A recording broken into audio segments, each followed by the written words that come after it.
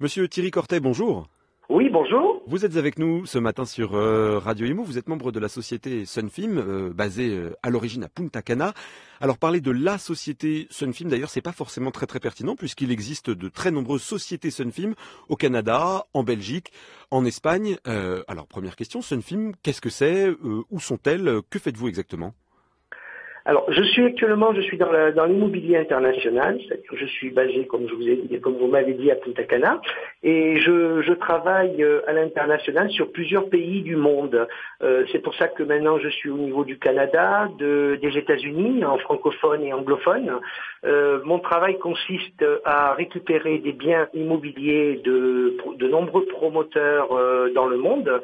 Et j'agis actuellement en tant qu'apporteur de clients dans certains pays, sachant que je ne peux pas faire visiter les biens dans tous les pays puisque je suis sur la République dominicaine. Donc vous êtes amené à beaucoup vous déplacer. Vous êtes en France actuellement dans le cadre de votre activité? Oui, actuellement je suis en France car j'ai pas mal de clients francophones à voir. Je vous cache pas que mes deux types de clients aujourd'hui sur Sunfilm, et c'est ça qui fonctionne assez bien, la priorité totale ce sont les retraités. Les retraités, les nouveaux retraités qui arrivent à la retraite et qui veulent s'expatrier pour avoir un meilleur pouvoir d'achat qui n'ont plus en France en ce moment. Voilà, donc ça part un petit peu, les retraités partent beaucoup au Portugal, en Espagne aussi, sachant que j'ai fait un partenariat hier avec un groupe espagnol pour avoir beaucoup plus de produits. Donc c'est les retraités, et ensuite la deuxième partie ce sont les investisseurs.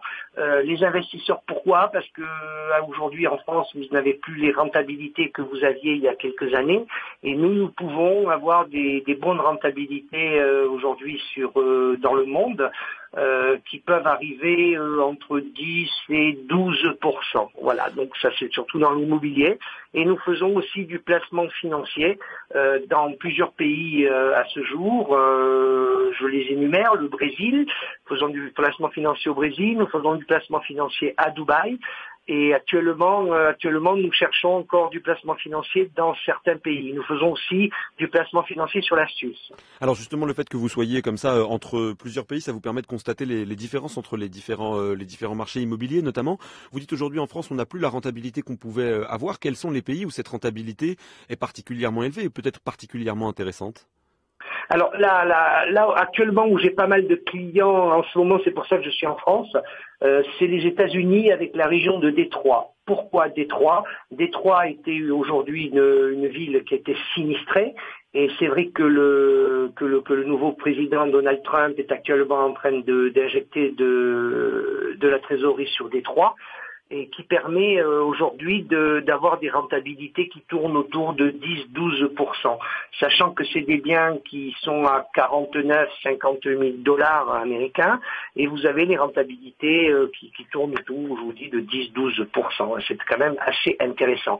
C'est la priorité que j'ai aujourd'hui en immobilier, où on peut avoir pas mal de rentabilité. Ensuite, la rentabilité, vous l'avez aussi au Brésil. C'est un pays qui est émergent, qui est en train de prendre pas mal d'ampleur, et c'est vrai que nous avons pas mal de clients aujourd'hui au Brésil, quoi. Voilà. Alors, si on s'intéresse maintenant aux auditeurs de Radio Imo qui sont francophones, donc qui sont non seulement en France, mais aussi en Belgique et au Canada, quelles sont les différences que vous constatez, que vous pouvez constater entre les marchés immobiliers français, belges et canadiens, par exemple? Mais entre les trois marchés, par exemple, le marché belge, c'est un petit peu identique au marché français, hein, ça il faut le savoir. Au Canada, c'est très intéressant. Bon, je vous cache pas que pour l'instant, je n'ai qu'un bien qui est sur mon site internet Sunfilm sur le Canada, mais je suis en train de développer, sachant que la rentabilité peut être élevée, mais tout dépend où aller. Et pour l'instant, je ne suis pas encore opérationnel à 100% au Canada. Alors vous me parliez aussi de des difficultés que vous avez pu rencontrer à vous établir sur le continent américain. Vous venez de me parler de Détroit, ça peut être une destination effectivement très intéressante, mais vous avez quand même rencontré des barrières ou des difficultés à vous établir sur le continent américain, n'est-ce pas?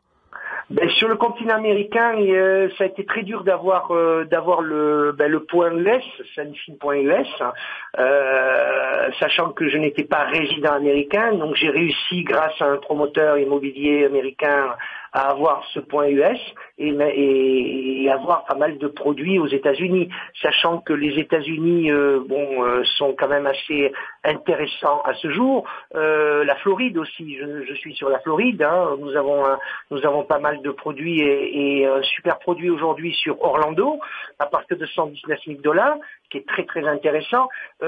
Sinon sur Miami, Miami, je travaille beaucoup dans le luxe, hein, Miami, sachant que j'ai beaucoup de clients en ce moment mexicains, puisque le site est américain, hein, qui demandent d'investir aux États-Unis, quoi. Voilà. Bon, une dernière question très pratique pour clore cette interview. Aujourd'hui, si je m'intéresse à Sunfilm, sur quel site internet est-ce que vous me conseillez de me rendre pour découvrir vos produits, puisque vous en avez plusieurs? Alors vous avez le site francophone qui est le même que le site belge, donc www.sunfilm.be. Vous avez www.sunfilm.com. Ensuite, au niveau Canada, vous avez www.sunfilm.ca. Et aux États-Unis, www.sunfilm.us, et en Espagne, puisque notre site est aussi espagnol par rapport à la République dominicaine, c'est www.sunfilm.es. Voilà, il ne reste plus qu'à réviser ces langues étrangères. Monsieur Thierry Cortet, merci beaucoup d'avoir été avec nous ce matin sur Radio Imo. Écoutez, je vous remercie surtout de m'avoir interviewé et donc je vous souhaite une excellente journée.